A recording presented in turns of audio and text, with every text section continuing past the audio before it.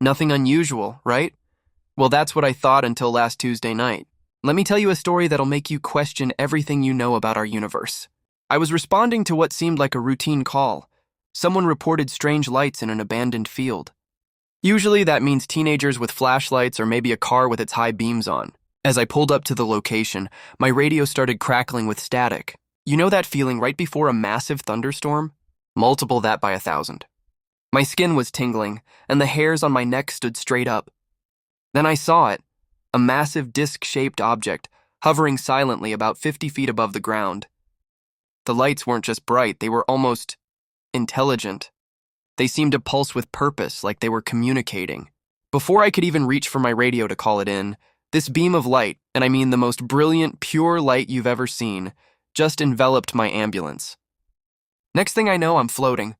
Yeah, floating, inside this chamber that looked like something straight out of a sci-fi movie. But here's where it gets really wild. These beings, I can't even properly describe them. They weren't interested in probing or experimenting. They were apologetic. Turns out they'd made a wrong turn at Mars, can you believe it, and ended up at Venus.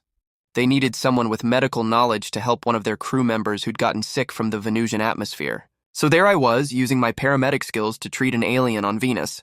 The planet's surface was nothing like what we see in textbooks. Through their protective shields, I could see rivers of liquid metal and clouds that rained acid. It was terrifying and beautiful at the same time. After I helped their crew member, they were incredibly grateful. They showed me things about the universe that would blow your mind. Did you know that what we call time is actually more like a fabric that can be folded? Or that consciousness can exist in forms we can't even comprehend? When they finally brought me back, only 3 hours had passed on Earth, but I'd experienced what felt like days.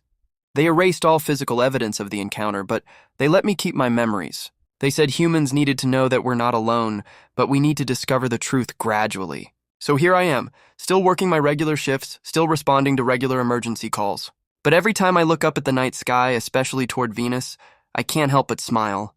Because I know something most people don't. We're definitely not alone. And some of our cosmic neighbors are actually pretty decent folks who just occasionally need a paramedic's help. And you know what's funny?